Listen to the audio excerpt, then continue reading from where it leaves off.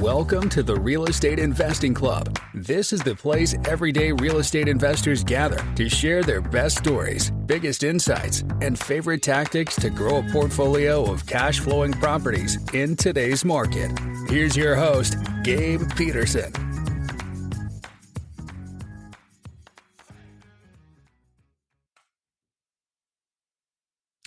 All right. Good morning, afternoon, night to everybody. It is a new episode of the Real Estate Investing Club today. June 9th is when we're recording this. So I hope you guys are having an absolutely fantastic day whenever you're listening. Today is a special event. We got Michael Elefante with us from B&B Investor Academy. We've had a string of short-term guys on the podcast, which is great because we're heading into the summer months. And this is when people love those short-term rentals. So I am super excited to have him on here. Michael, thank you very much for hopping on the show. Yes, sir, Gabe. Appreciate you having me. Looking forward to it. Yeah, absolutely. I told you before we got on here, we like stories. We like to hear how people got to where they are. So why don't you take us to the beginning of your story? How'd you get started in real estate? Yeah, for sure. So I'm 30 years old today. Just to go back to the beginning to set the stage a little bit, I was a college athlete. I played baseball through college. And once that career came to a screaming halt, I was just like, I don't even know what to do, right? Because you have one passion that you live and breathe every day for so many years.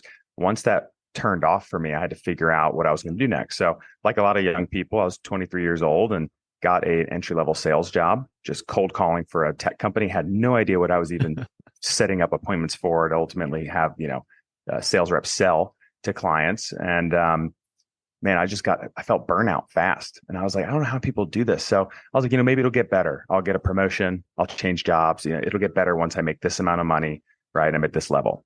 And I quickly came to find out that once you do go up the ladder, because I got a promotion, changed jobs twice because I was focused on my income, started to make pretty good income at a young age, I just realized that I didn't become any happier. So it became that point in time, I discovered the whole term or theme of financial freedom. Of really like true unilateral control of your time freedom. So I want to have the income, but not have to go trade my time for that money. To be able to do what I want, when I want, with whom I want. So my wife and I were both very on board with that idea. So we started to learn more about real estate. And this is back in 2017, 2018, started to just dive into books, to YouTube, to podcasts. And I didn't really know which route to go. I was like wholesaling, long-term, multifamily. Learn more about short-term rentals. I lived in Dallas, then Austin, then Nashville. So three pretty popular growing cities, a lot of tourism, especially Austin and Nashville. So long story short, when I changed jobs and we moved from Austin to Nashville, we stayed in an Airbnb in downtown. And I just started to do the numbers on what we were paying per night for a very average little apartment or townhome and what their mortgage probably is and how much cash flow they're probably making. And so for me, it just like was tangible, like real estate. You could see it, touch it, feel it. And it was simple for me. I could see this is how much I could rent it out for. These are my expenses, mortgage, this is how much I could make. And I was like, that was the aha moment. I was like, if these numbers are right, I'm all in. So we saved up a little bit more, got our first short-term rental in Nashville, Tennessee at the end of 2019. And by like the third month, we were set to cash flow around $7,000 on a single property. So I was like, holy shit, this is crazy. So at that point in time, I was like, all in. Sorry, I'm going to jump in here. $7,000, that is surprising to me for a single property, a single short term. Was that one house or is that one house? One 4-bed, 3.5 bath, and an okay part of town, about 10 minutes to downtown. And I'll tell you why. We almost accidentally, we knew a little bit of what we were doing based on the research, but we wanted to sell on the experience that someone was getting. In Nashville, if you go downtown, there's bachelorette galore. Nonstop.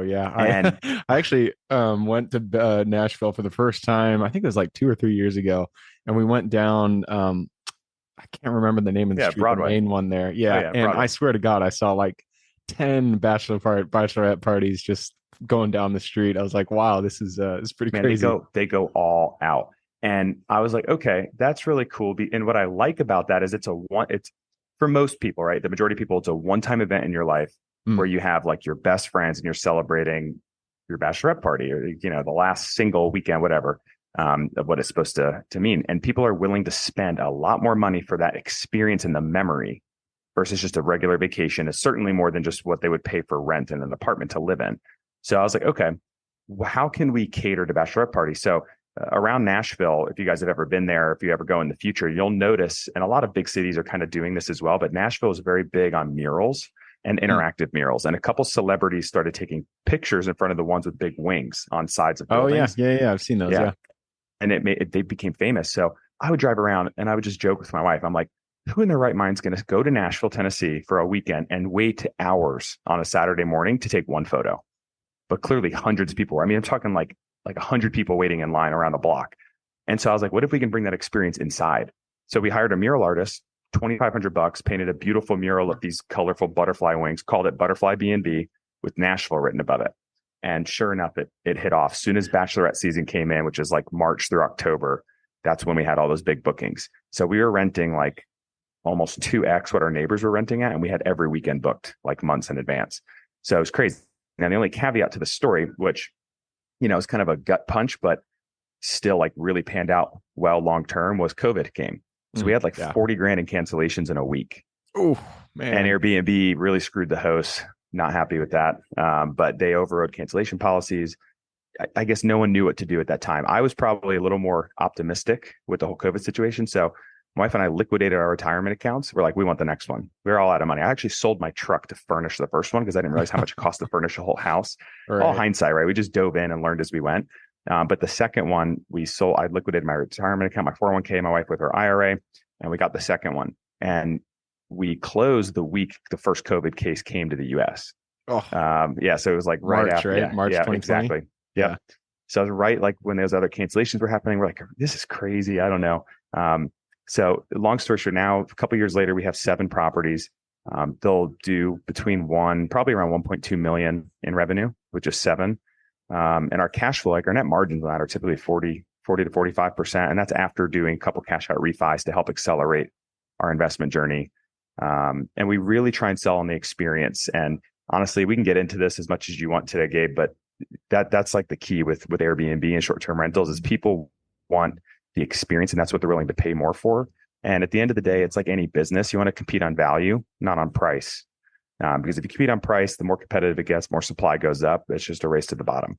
So that's what I've done and what we do at the B&B Investor Academy, which is my coaching program. We really just focus on that and on the data in any marketplace to try and find the best opportunities in a given market. Nice, man. I love it. That's a good story. And I love how you guys it's tough when you have to liquidate things, you have to sell things in order to move your business along, but it's something that I can relate to. I did the same thing. I liquidated my 401k when I got into real estate to buy my first duplex. So I totally get it. It must have been scary, but it worked out for you. I love that. So let's dive into the nitty gritty of short-term rentals. I feel like short-term rentals it's a really good first investment, or if you really want to like create revenue for your company, for your, for your family, short-term rentals are a really good solution to that. Obviously there's more involved in them, but you're talking about it, the $7,000 per month, you're not going to get on a long-term rental, even commercial properties. That's hard to find in the lower price point area. So, but that really comes down to finding a good property and then making it desirable for the people that are out there looking for properties. So let's start with the beginning. It all comes down to finding a good property. That's the first decision you have to make.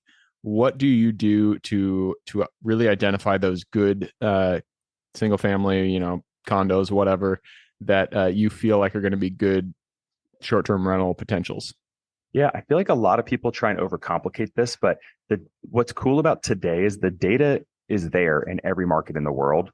Leveraging sites like AirDNA or Airbidix or Mashvisor. There's a ton of different sites now that gather that information through, I don't know if it's an API hook or whatever it is, through Airbnb and Vrbo. So they're collecting the nightly rate information and bookings, right? So they have historical data and some future looking information.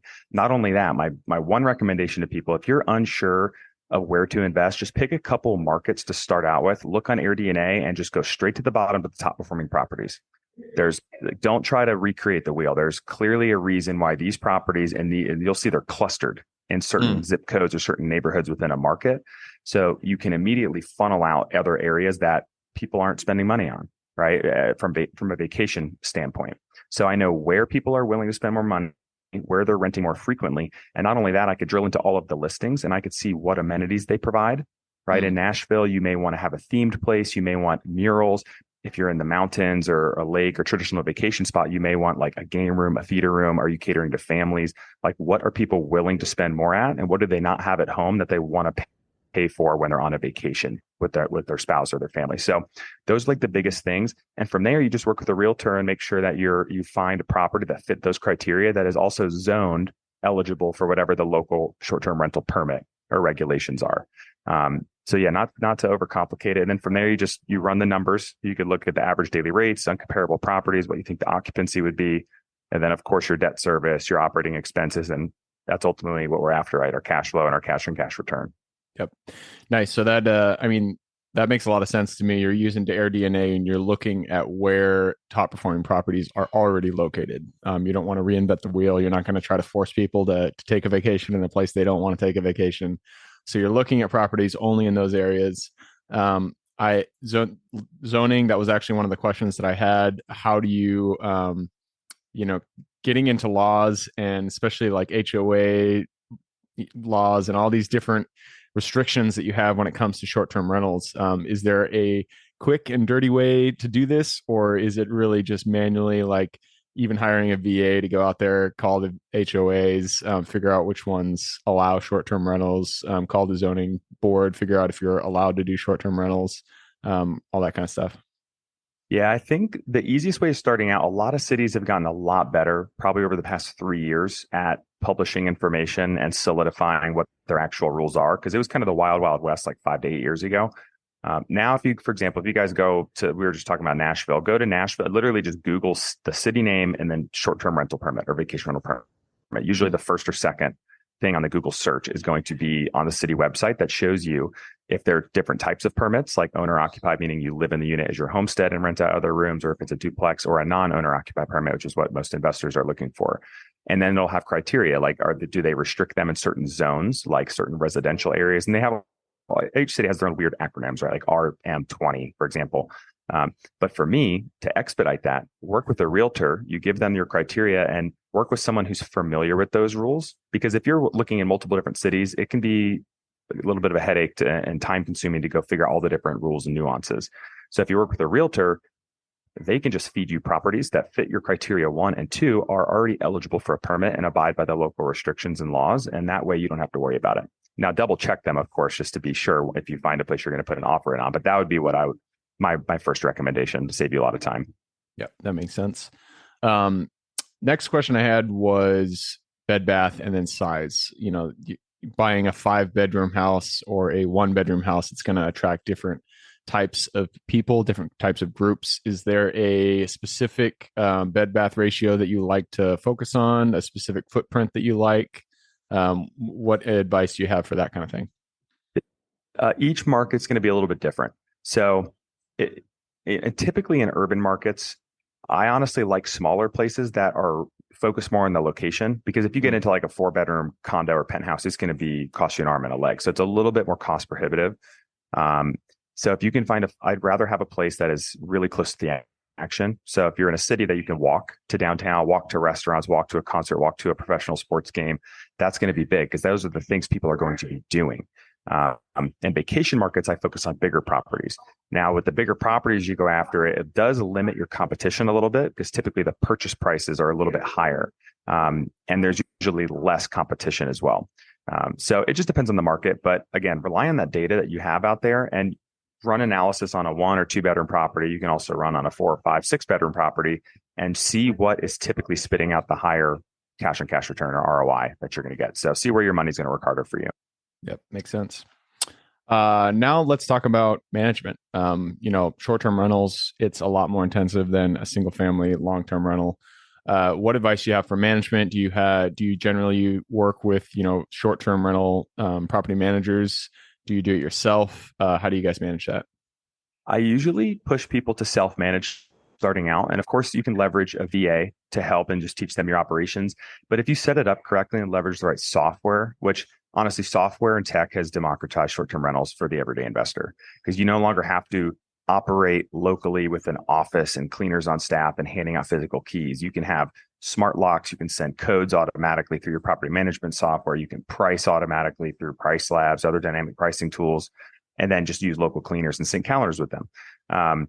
But if you want to outsource, definitely interview different property management companies. That I don't recommend going with like the giant ones like the Vacasos, because honestly, they're probably just too overwhelmed with growth and acquisition, and you're going to get lost in the numbers. And if they're charged 20, 30, 35% in some cases, they better be bringing in a lot of revenue for you to make it worth it.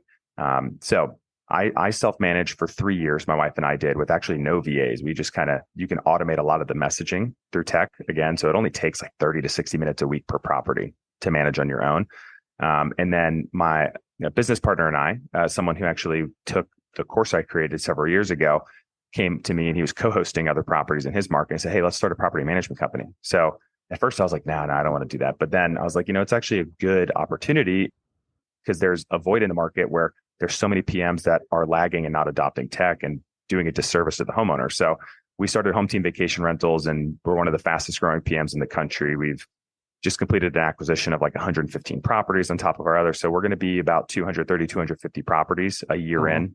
Good job. So yeah, appreciate it. So yeah, I mean, we're doing a decent job trying to stay agile with staff and tech, leveraging VAs where we can. But my recommendation, just to answer your question, start yourself and see what you can manage, and then outsource when you need to, because the amount of cash flow you're going to generate in addition to if you were outsourcing management by doing it yourself will help you replicate and invest again, right? It'll increase the speed at which you can have another acquisition. Yep. Makes sense. I always, especially when you're getting it into a new asset, just being able to manage it yourself, at least for a little bit, gives you a really good idea on how to create processes when you start to hire. And so I like that advice. Last question I have before we move on.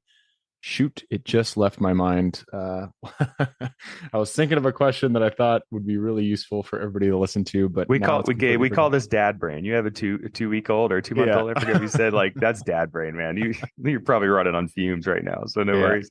There you go. I'm glad you understand. For everybody else, I just had. Well, I think I mentioned this on an earlier podcast. Just had my baby Astrid. She came 2 weeks ago, so my brain is super foggy. But people are rolling with me, like Michael. I appreciate you. So I'm going to take that opportunity and move us into the quick question round. Are you ready? Yeah, let's do it. Let's do it. Starts with books, any form of education. Give me 2 recommendations, one for general life wisdom, one for real estate specific. General life wisdom, and it's more or less a sequel of Rich Dad Poor Dad, but Cash Flow Quadrant. It gets very repetitive, but what I like about certain books is just like, what are like the 1 to 2 key takeaways that I can actually apply to my life and make change, meaningful change. And what I liked about Cash Flow Quadrant was just the idea of addressing risk in life and what is actually like truly risky to me. I always was very risk averse, afraid to invest my money, and learning that I'm going to trade time for money for the rest of my life if I don't take that risk.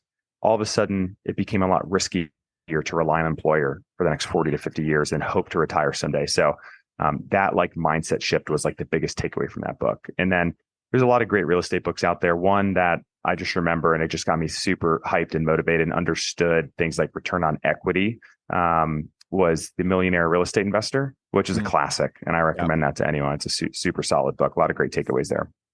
Yep. That's a good one. Yeah. I had that aha moment earlier in my career about risk. I was in corporate as well, and I was just kind of working the grind, thinking that was the safe way. But if you really think about it, they can get rid of you in a second. And even if you are, you have the risk of making your own business and making it successful, that's still within your control. And so I like the risk of me pushing forward versus me relying on other people to push the bill forward. So like that, I'm going to move us on to the next question. This is for your younger self. So let's go back to the Michael who had no experience in real estate. He was still cold calling with that tech company way back in the day. Go back to him, look him in the eye, give him one piece of advice moving forward. Pay for mentorship. Hands down. I was always on the mindset, and it's probably instilled in me, maybe just from like my father's generation, but like, just like take your time, save money, and figure it out on your own.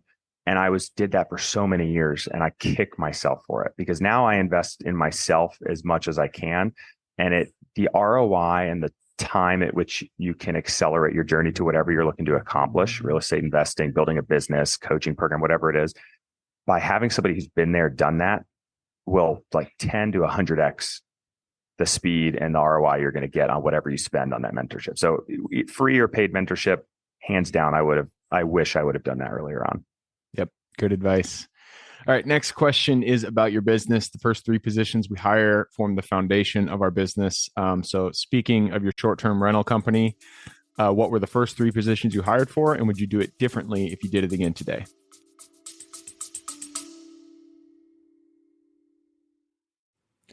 Before we continue on with today's guest, I want to tell you guys about a community I'm launching on School to help investors like yourself grow your own portfolio. In this community, you'll get access to all the docs I use, all the systems I've built, everything I've used to grow my own portfolio, as well as instructions and guidance on how to get out there and find great deals, how to finance those deals, and then how to manage them for great returns. Since we're just launching it, the price will be set at a measly $20 per month, and whatever price you join at is the price you'll have for life. We will be increasing the price as the group grows, so if you're at all interested in growing your portfolio along other investors, now is the time to join. I will put the link somewhere in the bio or on our podcast website at therealestateinvestingclub.com, so if you are interested, head on over there. With that said, let's get back to the podcast.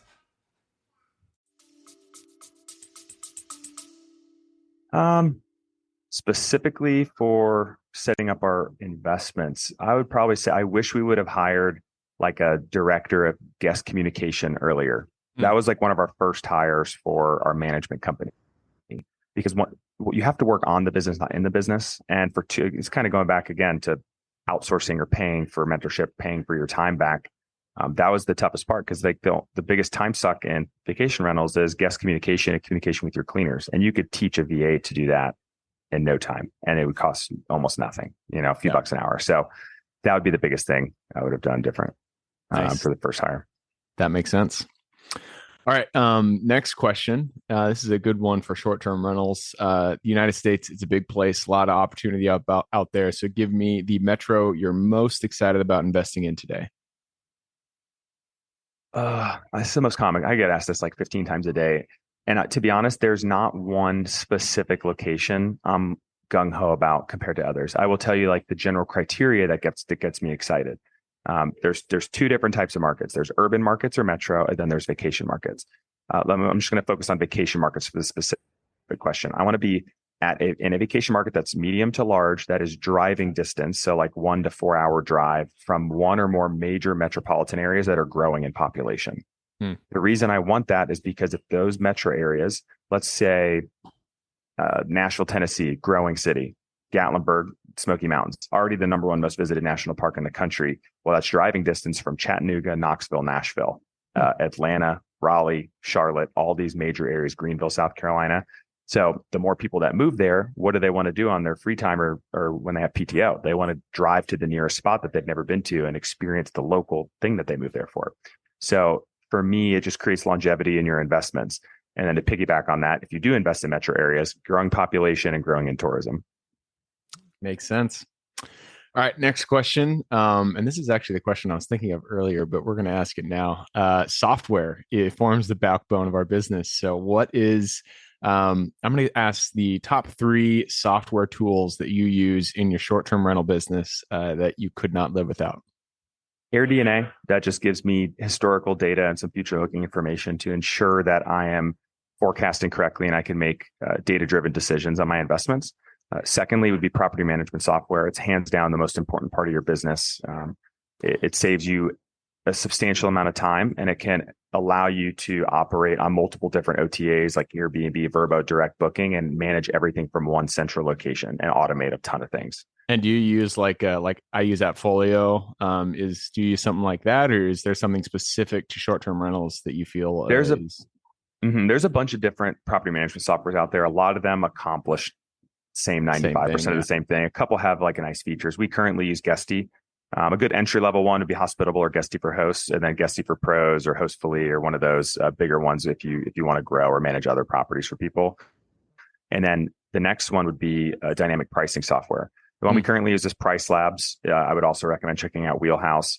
Andrew and his team at Wheelhouse are phenomenal. But both of those tools are leveraging, again, data in the marketplace and some machine learning and other things to dynamically predict pricing based on what your competition is priced at, to help you get not only more dollars per night booked, but help you get booked on nights that ordinarily demand is not super strong. So it might lower your prices. So, you set a bunch of customizations and it will tweak it based on information they're pulling in the market. So those three softwares, among others, would be the most important. Yeah. And I would imagine short-term rentals are very price sensitive. And so if you, it's very important to raise and lower your prices, even midweek during the season, all that kind of stuff. Oh, yeah. And the biggest mistake people make, and this is why old property managers are really failing their homeowners, is a lot of them still set, blows my mind, $300 a night every day of the year. Christmas, no different. July 4th, no different. Wednesday, midweek during slow season, no different. I'm like, what are you doing? And then they're missing money in busy season, and then they're not getting booked in slow season. So like, if your property manager is doing that, you guys should leave tomorrow. Yep. Makes sense. All right. Next question is about finding the deal. It all starts with finding the good deal. So what is your favorite way to source leads? Honestly, it's not going to sound super sexy, but I literally just look on Zillow and I kind of draw on the map. Like you can draw a line. When you look on top performing properties on AirDNA, those clusters I mentioned, you can just draw a line on the Zillow map to reflect where those top properties are, and then filter based on the criteria that you're pulling from AirDNA. And once you have that, you could just share that info with a realtor too. And anything that pops up on or off market, they could feed them to you. But outside of that, the best way is just to work with an experienced realtor who hopefully they even have their own short-term rental investments, but they've worked with other short-term rental investors. So like combine those two things, you guys will find good deals. Yep. Makes sense. All right. Next question, second to last question. This is about mentors. Mentors, none of us are islands. We all stand on the shoulders of giants. So give me one mentor or multiple mentors who have contributed significantly to your career today. I would say someone I paid for mentorship is Cole Gordon and his Closers IO group. So when I built my coaching program, I had been doing this for a while and realized that I was not structuring a lot of things right. I was doing everything myself. I was basically a solopreneur. So when I paid them a lot of money, and it was 100 times worth it. But they helped me build an actual sales organization and build like the fulfillment side on the back end of the coaching program, and help me basically who I need to hire, when I need to hire them, how to structure comp and all that. And my business is like 10x almost overnight since working with them. So as far as just like mentorship, that's what I was referencing earlier. I wish I would have done stuff like that earlier. But it's made me a better coach and better mentor to my clients and students as well. So that'd be the biggest impact on just like any of the businesses I'm involved in today. Nice. And that was at closer.io, you said? Closers.io. Cole Gordon and his whole staff. They're great to work with. Cool. All right, that brings us to the very last question. This is for the listeners. You've given us a lot to think about. I'm sure people want to reach out, get in contact with you, learn a little bit more about B&B Investor Academy. So actually, first, tell us about B&B Investor Academy. And then second, tell us how can people get in contact with you? Yeah, B&B Investor Academy is one of the biggest and fastest growing coaching and mentorship programs for those looking to start and scale a very profitable short-term rental business. We teach buy and hold, arbitrage, co-host, partnerships, like the whole gamut. So you can start with little to no money and scale it really as big as you want to. I'm a true believer that short-term rentals are the fastest path to financial freedom. My wife and I became financially free in 12 months, and our goal was 10 years. And we kind of stumbled into that, like, holy crap, like this is really possible. So seeing that happen for other people, follow kind of the same blueprint that we've put together is super rewarding. But I've taught over 1,000 people over the past 3 years. And we have a 6-month coaching program with over 25 coaching calls per month. So the fulfillment side is very in-depth and serious. And we have a lot of specialty coaches like legal, taxes, accounting, property management, all sorts of stuff like that. So if you guys want to learn about it, you can hit me up on Instagram at @Elefante6, or just go to bnbinvestoracademy.com. Cool. I'll put that in the show notes, bnbinvestoracademy.com. So if you guys want to get involved and reach out to Michael, just go ahead and click the little more in the description. It'll pull down the full description, and in there you can find the links. All right, man, that wraps it up. Thank you very much for hopping on the show. Yeah, appreciate it, Gabe. Thanks. Absolutely. For everybody who's here with us today, thank you guys for showing up. You are the reason we do this. So if you guys have any questions whatsoever, reach out to me, Gabe at therealestateinvestingclub.com. And if you guys want to support the show, all we ask is you give us a like, subscribe, share, all that jazz. Other than that, I hope you guys have a great week. Keep rocking real estate. Get some sleep. I know I need to get some sleep right now. And I will see you guys on the next episode. All right, before I officially sign off, I have a quick announcement to make. If you're interested in becoming a passive investor in one of my deals, my own company, Kaizen Properties, is looking for capital partners for our upcoming projects. We invest in what are known as recession-resistant assets, mainly self-storage facilities, mobile home and RV parks, and industrial properties. If you're interested in investing and would like to learn a little bit more about my company, our investing criteria, and some of the previous projects we've done, go to the Real Estate Investing Club podcast at therealestateinvestingclub.com and scroll all the way down to the bottom of the page. Click on the Invest With Us button. That'll pop up the investor form. Fill that out, and we will reach back out to you as soon as we can. Or if you prefer a little bit more of a personal touch, you can reach out to me at Gabe at therealestateinvestingclub.com. So really, that is it. Again, it was a pleasure hanging out with you guys during this episode, and I look forward to seeing you on the next episode.